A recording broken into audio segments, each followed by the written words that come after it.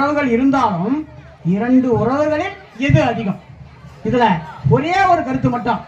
கோவில்ல போய் பாருங்க, காசே கொடுக்கலன்னா ஐயரு தின்னுற விசிறி விசிறி போடுவார். உச்சிட்டு வர சொல்ல மூக்கல கண்ணெல்லாம் தின்னு இருந்துச்சுன்னா ஓசியில சாமி பார்த்தான்னு அர்த்தம்.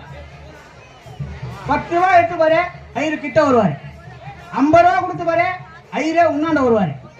500 ரூபாய் கொடுத்து பாரு, மூலஸ்தானத்தில் விட்டுவாரு. 5000 ரூபாய் கொடுத்து பாரு, சாமியே வீட்டாண்ட வருங்க. சாமியே வீட்டாண்ட வரும். திருப்பதியில் கூட போய் பாருங்க, 300 ரூபாய் கொடுத்து புக் பண்ணிட்டு போனா கிட்ட போய் பிரகாசமா பார்க்கலாம். ஓசில சாமி பார்த்தீங்கன்னா குடோன்ல தோண்டி ஜருகண்டி ஜருகண்டி ஜருகண்டி. நீ பாத்தியா? நானும் பார்த்தேன். எங்க பார்த்தாதான் பிடிச்சி தடுப்புறேன். கடவுளே காசு கொடுத்தாதான் பிரகாசமா காட்சி தருவாரு, காசு கொடுக்கலனா மங்களா காட்சி தருவாரு.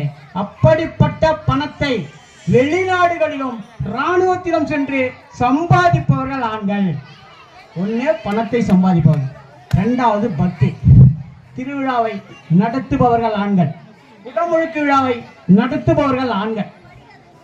இன்னதான் பெண்கள் இந்த அமாவாசைக்கு பாருங்க, வீடு கழுவி கோலம் போட்டு பூஜை ரூம் கழுவி சமையல் செஞ்சு எடை போட்டு, அதாவது எடை போட்டு சமையல்லாம் வச்சாலும் அமாவாசைக்கு குட்டியை தாத்தாவை கூப்பிடு, தாத்தாவை கூப்பிடு, ஏன் கருப்பு தண்ணியா ஏத்த விடுவாங்களா? அந்த இடத்துல கூட ஆண்கள் அப்படின்னு 2 கண்.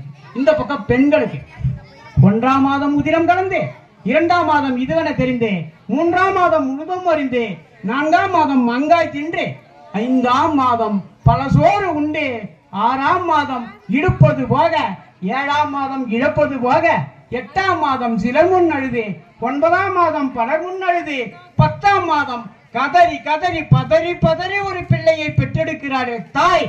அப்படிப்பட்ட தாய் உண்மையிலேயே குடும்ப மகிழ்ச்சிக்கும் பக்தியிலும் சிறந்தவர்கள் தான். இன்னும் ஒரே ஒரு கருத்து, தாலி கட்டினால் 3 முடிச்சு போட்டான் என்ற ஒரே காரணத்துக்காக என் மாமனார் என் மாமியார் என் கொழுந்தனார் என்று புகுந்த வீட்டுடைய பெருமையையும் பிறந்த வீட்டுடைய புகழையும் நிலைநாட்டி கொண்டிருக்கிறாரே, அந்த இடத்துல அவ பக்தி பண்பாடோடு தான் இருக்கிறார். ஒரு கருத்து பக்திக்கு பார்த்தீங்கன்னா, ஆடி மாசம் எடுத்துக்கோ, பெண்கள் மஞ்சள் கூடை மஞ்சள் சேலையை உடுத்தி கொண்டு பொங்கல் கூடையை தலையை வைத்து நடந்தாலே அம்மனே வருவது போல காட்சி தருகிறதே, அந்த இடத்துல பக்தியில் பெண்கள் தான் இருக்கிறார்கள் என கூறி, நான் தலைப்புல நிறைய போகக்கூடாது, பேச்சாளர்களை அழைக்கலாம், அவர்கள் என்ன பேசுகிறார்கள், உங்களுடைய எதிர்பார்ப்பு என்ன இருக்கிறது என்பதை கருத்தில் கொண்டு என்னுடைய பேச்சை தீர்ப்பில் வைத்துக் கொள்ளலாம் என கூறி, முதல் பேச்சாளராக நீங்கள் ஆவலோடு எதிர்பார்த்து கொண்டிருக்கின்ற பாண்டிச்சேரி குவைத் புகழ் ஜெயந்தி அவர்களை